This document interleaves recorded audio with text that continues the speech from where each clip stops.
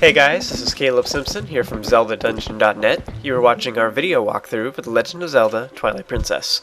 This is Chapter 6 of the video walkthrough, which runs about 35 minutes and is going to be broken up into 4 videos. Now in the previous chapter we actually restored light to the Eldin province by collecting all the Tears of Light from the Dark Insects. And then we found Epona. Now, just as the chapter was ending, we actually tried to go up Death Mountain, but there were Gorons up there that kind of were too strong for Link to take, and so we're going to have to match their strength and figure out how to get past them. Now, on the way back to Kakariko Village, we got Epona back, and we also saw Renato, who told us to go talk to Mayor Bo, because the mayor is actually the only one who is ever able to match the strength of the Gorons and best them in friendly competition.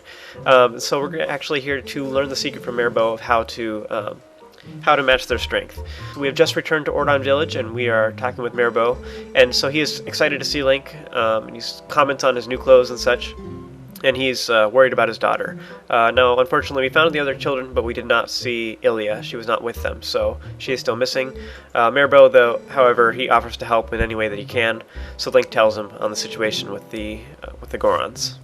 So he will then tell you the secret of how he earned the Goron's trust, but he will make you swear that you will not tell this secret to anybody. So you have to promise him.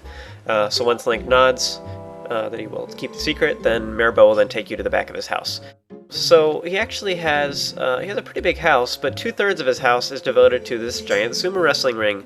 That's kind of odd. If I had a sumo wrestling ring, I don't know, I don't see why.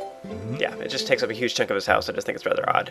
But I've also never seen anybody that has a sumo wrestling ring inside their house like this before, but maybe it's a normal thing in Japan? In any case, this game is produced in Japan, so maybe this is kind of a normal thing. It's also the first time in the Zelda series that there's been sumo wrestling before. Kind of odd. Mayor Bo will then teach you the basics of sumo wrestling, and how it works is it works a lot like rock, paper, scissors. You have 3 moves you can do. If you both do it at the same time, then it doesn't really do anything. If you use one that's good against the other one, then you win, and if he uses one that's good against one of your moves, then you win. So you all have the same moves, and you both go at the exact same time. So the moves are to grab with this A, which will push your opponent backwards. You can slap by shaking your nunchuck or your Wiimote back and forth, or hitting it forward or whatever. That'll slap your opponent, which kind of catches them off guard or whatever. And then you can dodge to the side by moving left or right with the analog stick. And moves are good against each other, so a grab will always beat a slap will always beat a dodge, and a dodge will always beat a grab. So in that case, for example, he started to dodge, and I slapped. A slap beats a dodge, and that catches him off guard, and then after that I was able to grab him, because then he was stunned for a moment. So it's you just kind of have to gauge, what you think that your opponent is going to do. Like in this example here, in just a moment, I try and slap him first, I believe. We both slap at the same time, and we both grab at the same time, and then after that he dodged while I grabbed. So a dodge always beats a grab, so then he was able to grab me after that. So here's just an example of some of the strategy. Like, he's pushing me back, and now I'm just going to push him straight back. I don't want to strafe right now.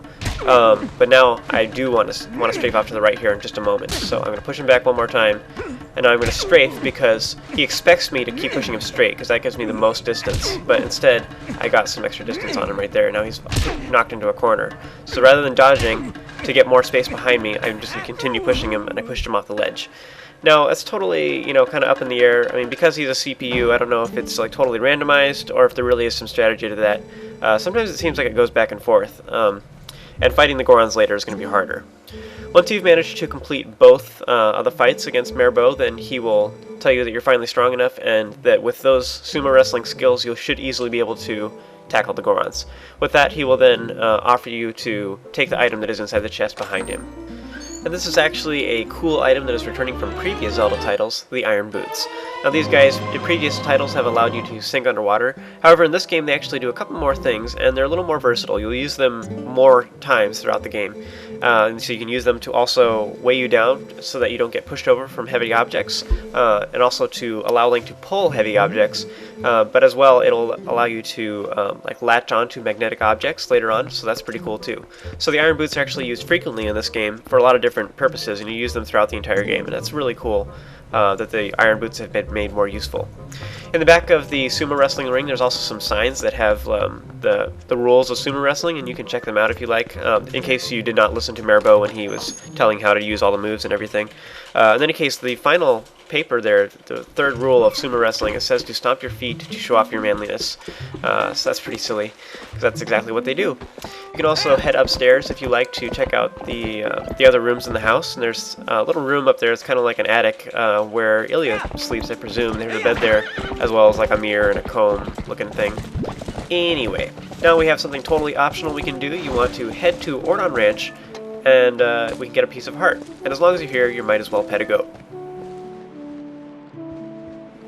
With that out of the way and out of our system, you want to head over to Fado, and if you didn't bring Epona with you, you can play the horse grass that is right next to him. Once Link has filled him in and the screen turns blank for a moment to show Link's conversation, because, you know, you can't have Link talking, that's a big no-no. Link will then fill in Fado on what has happened with the children, and Fado will be very pleased with that.